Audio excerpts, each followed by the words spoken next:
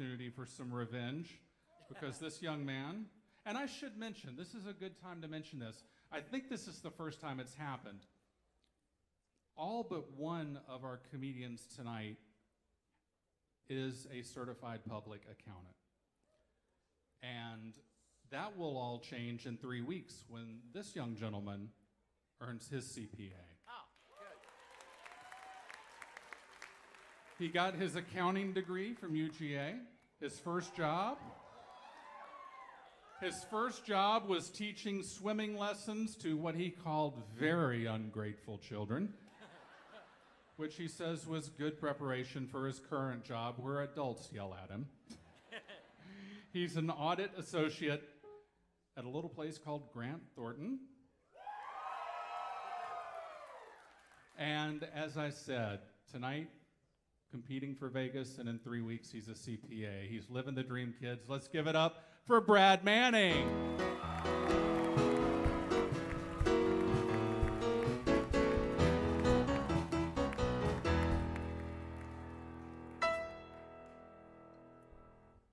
What's up? When people asked how I was going to start this, I said, it's a room full of accountants. I'm going to start it the way I do every day, drunk.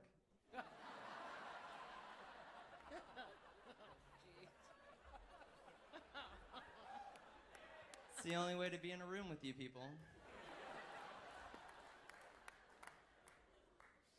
No, when it was announced that I was a finalist for this, I got a message from HR, or people in culture, whatever the hell that means. I don't know. And they called, or they left a message and asked for me to call them, and so I was like, here it goes. She's gonna tell me I'm a shining light in this dark industry. And everything else that you all are thinking. And I call, and she's, I'm like, hey, Stacy, how are you? And she's like, good, how are you? I'm like, I'm feeling good as hell, baby. Just kidding. What's up, girl? And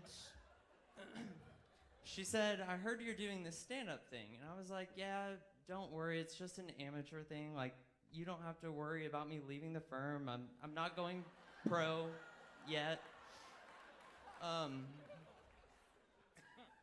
But she was like, I'm not worried about that.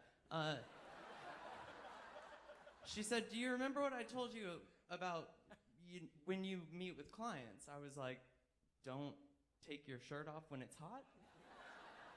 She was like, no, and she was like, not that. I was like, don't assume they're pregnant just because it's a woman? She was like, yes, but not that. And I was like, oh yeah, that I don't represent the firm ever.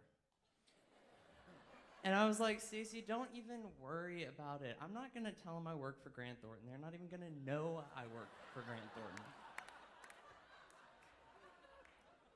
Calm down. You might need to borrow some of my CBD oil. And so, right on. Peace. So I started not representing Grant Thornton in January. I graduated with my master's in December. Yeah, yes. Please clap. I'm a millennial. I like the confirmation. Makes me feel good. But yeah, I mean, in college I was ready to start the working world, and now I'm here, and now I'm just waiting to die.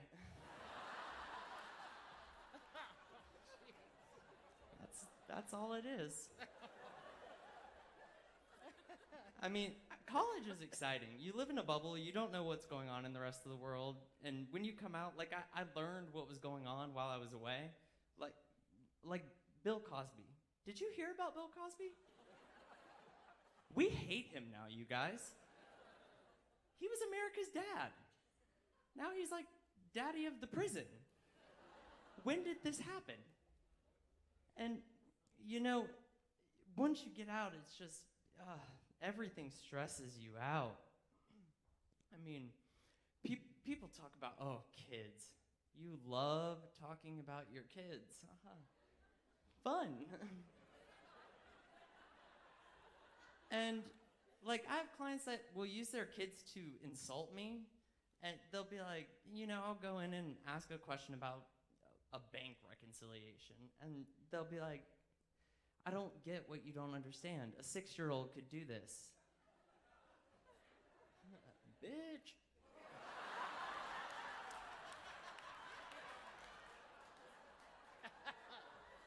And so I'm like, yeah, Kendall, it looks like a 6-year-old did this. And by the way, your 6-year-old is not that cute. She came in 4th in a pageant. Did you really need to send a high priority email with a video of her talent? By the way, a talent is not playing with porcelain dolls. It's actually creepy as hell. It looks like a scene from The Shining. Of course, I don't say any of that because I'm only evil on the inside. But she knew. She knew. Or you just have the old guys, most of you, who want to, like, it'll be a comment about accounting, and they'll, I risk my life for this country. What the hell? Okay. I mean, I get it. Like, I've had nothing stressful in my life, let's be honest. I mean, and most of you haven't. Like, in biblical times, let's be honest, we would all be the first to die, okay? You know it. We sit in an air conditioning room all day. Nothing you do is hard, but we like to pretend it is. But, yeah, and so they'll come at you with something like that where, they fought in wars, Vietnam, Korean, Revolutionary. I don't know if that's right. I actually tune out about a quarter of the way through any conversation I have with someone over 30.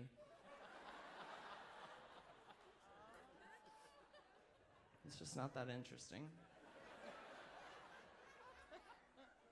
But they'll come at you with, I risked my life for this country. Okay, well, I risked my life. I went skydiving. And sure, it wasn't for a noble cause like for America. I paid to do it. But the end result was the same. My life was risked. No, the first time I went skydiving, I decided to do it because George Bush went skydiving, the smart one, not the fun one, on his birthday. And it looked really awesome. I mean, he had like an Air Force general strapped to him. 2 guys with guns jumped out before him, like scaled land. So I was like, okay, that's what will happen. No. I was strapped to Eduardo.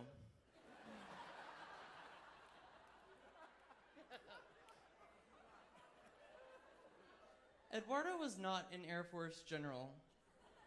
He was the opposite of that. I don't know what that is, but he was the opposite. He was actually in training to become like an instructor, which is exactly what you want when jumping out of a plane. But so we're getting strapped in, and he has some guy come up who just looked like he shouldn't be the one judging Eduardo. His name was Billowing Breeze. I don't know. That's what he looked like. But and so he's like checking us out. I'm strapped to Eduardo, and he's like, "Oh, you forgot one hook." The hell? That's what you want to hear. And he was like, "Oh, don't worry, like that's why we have an instructor check behind him." Okay, well, what are you gonna do when we jump out of the plane and he forgets to pull the chute? Are you gonna be there, Bill? No. So that didn't make me feel good. And, we jump out. We're the last to go, so everyone can watch us die, I guess. I don't know.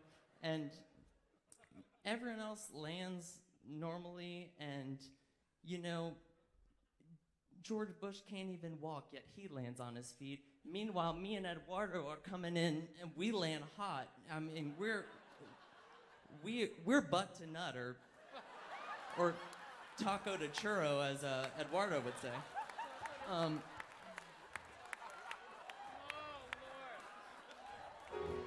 It was not good.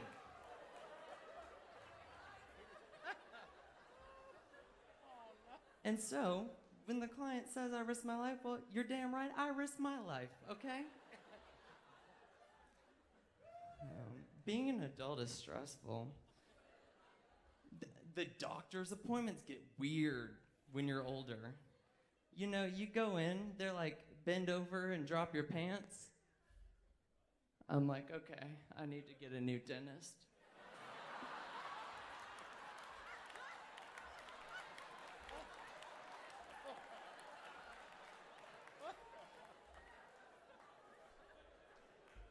But then I think, you know, whether you're a millennial or whatever you are, I think we all get that. We all hate weird doctor's appointments. And, you know, you gotta get over those labels. I mean, accountants can be funny too. It's just hard because our jobs are depressing. But we can be. And whether you're funny to compensate for your looks, or you enter your kids in pageants to compensate for your weird childhood traumas,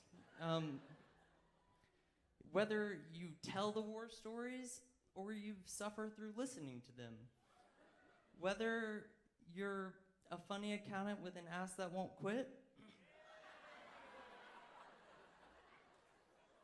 or one of whatever you are,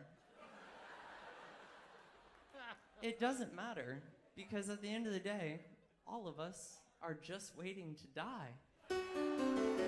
Thank you guys so much.